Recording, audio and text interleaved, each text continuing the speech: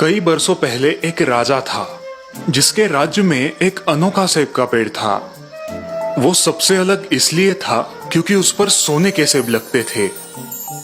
राजा का एक वफादार माली हर रोज उन सेबों को गिनता था और राजा को बताता था।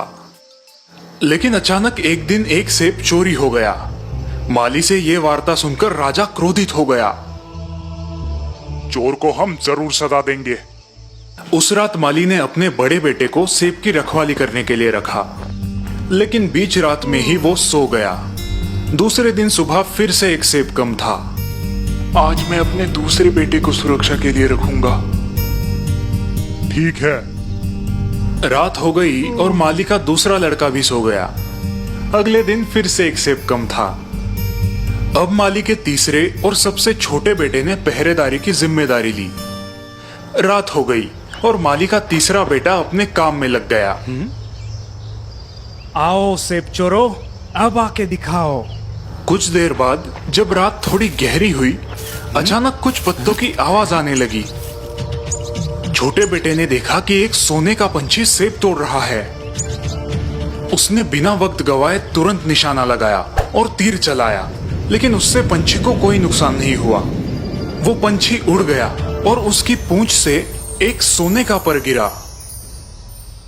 सोने का पर सुबह राजा के सामने पेश किया गया और सभी मंत्रियों को राज दरबार में बुलाया गया। सभी मंत्री उस सुनहरे पर को देखकर चकित हो गए। इस एक पंख से मेरा क्या होगा? मुझे तो पूरा पंछी चाहिए। मेरे दरबार में ऐसा बहादुर कौन है जो मेरे सामने पंछी को पेश करे? माली का बड़ा बेटा आगे आया और उसने इसकी जिम्मेदारी उठाई। शाबाश। माली का बड़ा बेटा जंगल की ओर उस सोने के पंछी की तलाश में चल पड़ा। वो जंगल के रास्ते गुजर ही रहा था कि तभी उसने बीच रास्ते में एक लोमड़ी को देखा। उसे देखकर लड़के ने अपने तीर से उस पर निशाना लगाया। कृपा करके मुझे मत मारो, मैं तुम्हारे काम आ सकती हूँ। तुम उस सोने के पंछी की तलाश में निकले हो ना? हाँ। मेरी बात ध्यान से सुनो। तुम यहाँ से सीधे चलते चलते शाम तक एक गांव में पहुंचोगे, जहाँ तुम्हें एक बहुत बड़ी और खूबसूरत हवेली दिखाई पड़ेगी और उसके ठीक सामने एक झोपड़ी दिखाई देगी। तुम रात को ठहरने के लिए उस झोपड़ी को चुनना। माली का बेटा थोड़ी सोच में पड़ा। उसे लगा कि यह लोमड़ी की कोई चाल होगी, इसलिए उसने लोमड़ी पर तीर चलाया, लेकिन वो चूक गया और लोमड़ी वहां से भाग गई। माली का बेटा अपने रास्ते चल पड़ा। आगे जाकर उसे एक महल और झोपड़ी दिखाई दी जो बिल्कुल उस लोमड़ी ने कही वैसी ही थी। उसने देखा कि महल की तरफ लोग गा रहे थे, नाच रहे थे और बढ़िया खाना खा रहे थे। वही दूसरी तरफ गरीबी और उदासीनता नजर आ रही थी। ये देखकर उसने सोचा, अगर मैं इस झोपड़ी वाले घर की तरफ गया तो ये मेरी बहुत बड़ी बेवकूफी होगी। इसलिए वो उस महल की तरफ गया जहां उसने खाया पिया और आराम किया। इस दरमियान वो उस सोने के पंछी और अपने राज्य के बारे में सब भूल गया था। इसी बीच बहुत समय बीत गया और बड़ा बेटा कभी वापस नहीं आया। इसलिए दूसरा बेटा कार्य के लिए चल पड़ा। उसका भी यही अंजाम हुआ। उसे लोमड़ी मिली। लोमड़ी ने उसे भी वही सलाह दी, लेकिन वो जब गांव पहुंचा तब उसे उसके भाई ने महल की तरफ बुलाया और वो भी अपने भाई की तरह पंछी और राज्य को भूल गया। समय बीतता गया। अब सबसे छोटा बेटा भी सोने के पंछी की तलाश में निकल पड़ा। मुझे जाने दो पिताजी। लेकिन माली अपने दो बेटों की तरह अब इस बेटे को भी नहीं खोना चाहता था। पिताजी, मैं वापस लौटूंगा, मेरा यकीन कीजिए, मुझे जाने दीजिए। ठीक है, लेकिन अपना ख्याल रखना। माली का छोटा बेटा जंगल की तरफ चल पड़ा। रास्ते में उसे वही लोमड़ी मिली जो उसके भाइयों को मिली थी। उस लोमड़ी ने उसे भी वही सलाह दी। अगर तुम अपने मंजिल तक पहुंचना चाहते हो तो झोपड़ी में जाओ।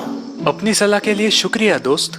मेरी पूंछ पर बैठो, तुम जल्दी पहुंच जाओगे। जल्द ही वो गांव पहुंचे।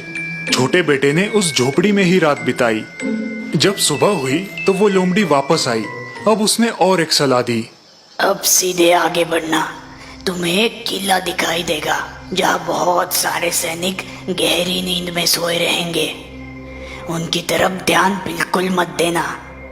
किले के अंदर जाना, वहां तुम्हें एक कमरा दिखाई देगा जहां सोने का पंछी एक लकड़ी के पिंजरे में बंद होगा। उसके ठीक सामने एक सोने का पिंजरा भी होगा, पर तुम उस पिंजरे को बदलने की कोशिश मत करना, वरना पछताओगे। लोमड़ी ने फिर एक बार अपनी पूंछ फैलाई और नौजवान लड़का उस पर सवार हो गया। दोनों किले के पास पहुंच गए। लड़का किले के अंदर गया, जहां उसे लोमड़ी ने कहा हुआ कमरा दिखाई दिया और वो सोने का पंछी भी। इस खूबसूरत पंछी को ऐसे लकड़ी के पिंजरे में रखना अच्छी बात नहीं है। जैसे ही लड़के ने पिंजरे को बदलने के लिए दरवाजा खोला, पंछी चीखने लगा और उसकी आवाज से सैनिकों की नींद खुल गई। उस लड़के को कैदी बनाया गया। दूसरे दिन सुबह उसे दरबार में पेश किया गया। वहां उसे मौत की सजा सुनाई गई। मेरे सरकार, कृपा करके मुझ पे दया कीजिए। मैं तुम्हें एक ही शर्त पर छोड़ूंगा। जाओ, मेरे लिए वो सोने का घोड़ा ले आओ जो तूफान जैसे तेज दौड़ता है। तभी मैं तुम्हारी सजा माफ करूंगा और वो सोने का पंछी भी दे दूंगा। उसने फिर से अपना सफर शुरू किया। तब रास्ते में उसे अपनी दोस्त लोमड़ी मिली। तुमने देखा ना क्या हुआ मेरी सलाह ना मानने का नतीजा। तुम एक अच्छे लड़के हो, इसलिए उस सोने के घोड़े को ढूंढने में मैं तुम्हारी मदद करूंगी। तुम सीधे जाना, फिर तुम्हें एक किला नजर आएगा जहां वो घोड़ा अपने टेंट में खड़ा होगा। उसकी देखरेख करने वाला गहरी नींद में सो रहा होगा। घोड़े को चुपचाप वहां से छुड़ा लेना, पर उस पर पुराने चमड़े का सैडल डालना मत भूलना, और उसके पास ही बड़ा सोने का सैडल बिल्कुल मत लेना। सब कुछ सही जा रहा था। घोड़े को देखकर लड़का बोला, मैं इसको सोने का सैडल दूंगा, इसका हक बनता है। जैसे ही लड़के ने सोने के सैडल को हाथ लगाया, उसकी देखरेख करने वाला जाग गया। रक्षक दौड़ के आए और उसे गिरफ्तार कर लिया। अगले दिन फिर उसे मौत की सजा सुनाई गई और उसने फिर दया की भीख मांगी। तुम खूबसूरत राजकुमारी को मेरे सामने ले आए तो मैं तुम्हारी जान बख्श दूंगा। फिर तुम वो पंछी और घोड़ा अपने पास रख सकते हो। लड़का फिर अपनी राह चल पड़ा और उसे फिर लोमड़ी मिली। अगर तुमने मेरी बात मानी होती तो तुम्हारे पास पंछी के साथ साथ घोड़ा भी होता। मैं तुम्हारी फिर से मदद करूंगी। यहाँ से आगे जाकर तुम किले में पहुंच जाओगे। वहां तुम्हें राजकुमारी मिलेगी, उसके हाथ को थाम लेना। मध्य रात्रि को राजकुमारी नहाने जाती है, तब वो तुम्हें रास्ता बताएगी। पर ध्यान रहे, तुम उसे माँ बाप के पास विदाई देने मत जाने देना। लोमड़ी और लड़का किले के पास पहुंच गए। लोमड़ी ने जैसे कहा था, लड़के ने ठीक वैसे ही किया। मध्य रात्रि को वो राजकुमारी के साथ निकला, लेकिन निकलते निकलते राजकुमारी ने रोते हुए कहा कि उसे अपने पिताजी से मिलना है।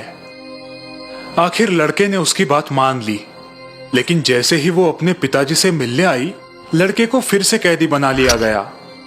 तुम मेरी बेटी को तब तक नहीं ले जा सकते जब तक तुम सामने वाले पहाड़ को 8 दिन में तोड़कर नहीं हटा दे। वो पहाड़ इतना विशाल था कि लड़का अकेले वो काम नहीं कर सकता था। 7 दिन होने के बाद भी वो पहाड़ का कुछ ही हिस्सा तोड़ पाया। निराश होकर वो वहां पर बैठा ही था कि तभी अचानक उसकी दोस्त लोमड़ी वहां पर आ गई। तुम सो जाओ, मैं ये तुम्हारा काम कर देती हूँ। और सुबह होते ही पहाड़ गायब था। राजा ने खुशी खुशी उसे अपनी बेटी सौंप दी। नौजवान और राजकुमारी वहां से चल पड़े। रास्ते में उनकी मुलाकात फिर से उसी लोमड़ी से हुई। अब तुम तीनों को ले जा सकते हो, राजकुमारी, घोड़ा और पंछी भी। सच? पर कैसे? ध्यान से सुनो। तुम राजा के पास जाओ और उसे राजकुमारी दे दो, वो बहुत खुश होगा। फिर तुम घोड़े पर सवार होना और उनसे विदा लेना। राजकुमारी से आखिर में हाथ मिलाना और तभी झट से उस घोड़े पर बैठना और जितना तेज हो सके वहां से निकलना।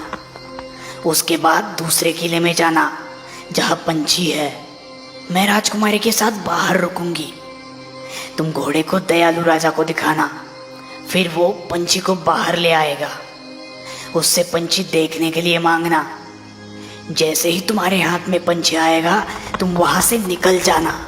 जैसे लोमड़ी ने कहा, सब कुछ वैसे ही हुआ। तुम्हारा शुक्रिया मेरी प्यारी दोस्त। तुम्हारे बिना मैं कुछ नहीं कर पाता। बोलो, मैं तुम्हारे लिए क्या कर सकता हूँ? ऐसी बात है तो मुझे खत्म कर दो। क्या? मैं ऐसा नहीं कर सकता। तुम मेरी दोस्त हो। ठीक है, जैसी तुम्हारी मर्जी। लेकिन मैं तुम्हें एक सलाह देती हूँ। 2 बातों को हमेशा याद रखना। वापस लौटते वक्त किसी की भी मदद मत करना और फिरौती मत देना। और याद रहे, नदी के किनारे बिल्कुल मत बैठना। वो राजकुमारी के साथ सवारी करते हुए उस गांव में पहुंचा जहां उसके दोनों भाई थे। वहां 2 आदमियों को फांसी हो रही थी। उसने देखा कि वो 2 आदमी उसके भाई थे जो अब चोर बन चुके थे। रुको, मेरे सारे पैसे ले लो, पर मेरे भाइयों को छोड़ दो। अपने भाइयों को छुड़ाने के बाद वो सभी जंगल से जा रहे थे। तभी दोनों भाइयों ने नदी के किनारे बैठकर कुछ खाने की सोची। इसी दौरान छोटा भाई लोमड़ी की सलाह भूल गया और इससे पहले वो कुछ सोचता, उसके दोनों भाइयों ने उसे नदी में ढकेल दिया। फिर राजकुमारी, घोड़ा और उस सोने के पंछी के साथ वो अपने राज्य के राजा के पास पहुंच गए। महाराज की जय हो। महाराज, हम सोने के पंछी को ले आए हैं। हमने हमारी मेहनत से उसे जीता है। फिर शाही जश्न की तैयारी की गई, लेकिन इस बार घोड़े ने कुछ नहीं खाया, पंछी ने गाना नहीं गाया और राजकुमारी तो रोते ही जा रही थी। छोटा बेटा नदी में गिर गया था, लेकिन किस्मत से नदी सूखी थी। लेकिन नदी का किनारा इतना सीधा था कि वो ऊपर नहीं चढ़ पा रहा था। तभी उसकी दोस्त लोमड़ी फिर से वहां पर आ गई। अगर तुमने मेरी बात याद रखी होती तो आज ये हालत नहीं होती। फिर भी तुम मेरे दोस्त हो, मैं तुम्हें यहाँ नहीं छोड़ सकती, इसलिए मेरी पूंछ जल्दी से कस के पकड़ो। तुम्हारे भाइयों ने तुम्हारे लिए पहरेदार रखे हैं, वो तुम्हें देखते ही मार देंगे। फिर लड़के ने एक गरीब आदमी का वेश धारण किया और राजा के दरबार में पहुंच गया। जैसे ही घोड़े ने उसको देखा, उसने खाना शुरू किया, पंछी ने गाना शुरू किया और राजकुमारी तो बहुत खुश हो गई। फिर वो राजा के पास गया और राजा को पूरी हकीकत बता दी। उसके दोनों भाइयों को सजा सुनाई गई। छोटे बेटे को राजकुमारी वापस मिल गई। जब राजा का देहांत हुआ, तब माली के छोटे बेटे को राज्य का राजा बनाया गया। कुछ दिन गुजरने के बाद वे दोनों फिर से जंगल की तरफ गए। वहां लड़के को उसकी पुरानी दोस्त लोमड़ी मिली। उसने फिर उसे गुजारिश की कि वो उसे खत्म कर दे। मेरे प्यारे दोस्त, मुझ पर कृपा करो और मुझे खत्म करो, मुझे मुक्ति दिला दो। छोटे बेटे ने दुखी मन से हाँ कर दी। जैसे ही लोमड़ी की मौत हुई, वो एक आदमी में बदल गई। वो आदमी और कोई नहीं बल्कि राजकुमारी का भाई था, जो पिछले कई सालों से गुम था।